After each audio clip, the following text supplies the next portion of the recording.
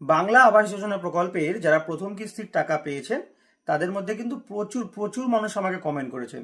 তো আপনাদেরকে জানিয়ে রাখি, আপনারা অনেকেই প্রথম কিস্তির 60,000 টাকা পেয়েছেন। তো আমাদের নিয়ম অনুযায়ী আপনারা 60,000 টাকা পেয়ে অনেকেই লিন্টেল লেভেল পর্যন্ত ঘর করেছেন এবং ভোটের আগেও কিন্তু অনেকের বাড়িতে জিও ট্যাগ হয়ে গেছে, মানে লিন্টেল লেভেলের পর্যন্ত ঘরের ছবি তোলা হয়ে গেছে। তো এখন যেহেতু সরকার পাল্টে গেছে, তো অনেকের মধ্যে একটা ভয় কাজ করছে যে 60,000 টাকা পেয়ে আমরা ঘরের কাজ তো অর্ধেকটা করে ফেলেছি, অনেকে আবার ঘরের কাজ সম্পন্ন করে ফেলেছে। তো এবার বাকি 60,000 টাকাটা কি এই সরকার এসে দেবে? দেখুন, এই সরকার এসে বাকি টাকাটা মানে বাকি 60,000 টাকাটা বা দ্বিতীয় কিস্তির টাকাটা আপনাদের দেবে কিনা সেটা এখনই পরিষ্কার করে বলা যাচ্ছে না। হয়তো বা আপনাদেরকে এই যেহেতু আপনারা প্রথম কিস্তির টাকাটা পেয়েছেন, দ্বিতীয় কিস্তির টাকাটা আপনারা পেতে পারেন। সরকার কখনোই কিন্তু আপনাদেরকে বঞ্চিত করবে না।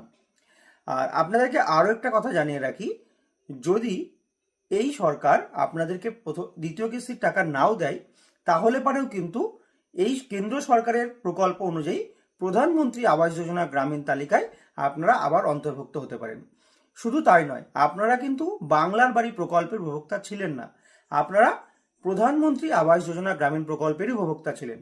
আপনারা জানেন 2011 সালের সেন্সাস ডাটা অনুযায়ী 2016 সালে প্রথম প্রধানমন্ত্রী আবাস যোজনা গ্রামীণ প্রকল্পের তালিকা তৈরি হয়। সেই তালিকা যখন প্রায় শেষের দিকে অর্থাৎ 2018 সালে আবার একটি সার্ভে করা হয়। সেই সার্ভেতে নতুন করে প্রচুর উপভোক্তার নাম উঠে আসে যারা ঘর পাওয়ার যোগ্য, এবং সেই যে তালিকাটা সেই তালিকাটার নাম দেওয়া হয় আবাস প্লাস। 2016 সালে যে তালিকাটা ছিল সেটা ছিল প্রধানমন্ত্রী আবাস যোজনা গ্রামীণ, এবং 2018 সালের সার্ভে তার একটি পার্ট 2, তার নাম করা হয়েছিল আবাস প্লাস। আপনারা সেই আবাস প্লাসের উপভোক্তা।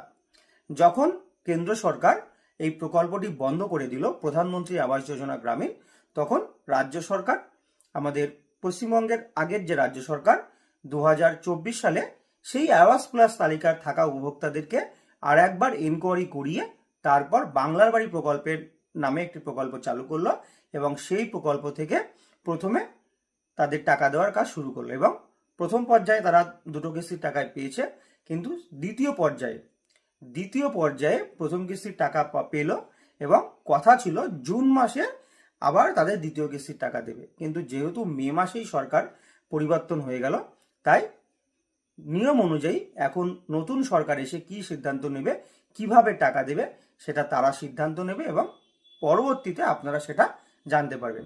তবে আমি আশা করব এবং আমার অভিজ্ঞতা থেকে আমি আপনাদেরকে বলবো যে আপনারা কেউ বঞ্চিত হবেন না।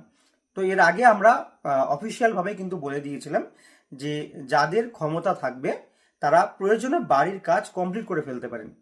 যদি সরকার টাকা দেয়, বাংলার বাড়ির উপভোক্তাদের দ্বিতীয় কিস্তির টাকা দেয়, তাহলে যারা বাড়ি কমপ্লিট করে ফেলেছেন তাদেরও কোনো সমস্যা হবে না, এবং যারা অলরেডি কাজ করছেন বা টাকা পেয়েছেন তাদের দ্বিতীয় কিস্তির টাকা দেওয়ার আগে কিন্তু আর একবার জিও ট্যাগ হবে।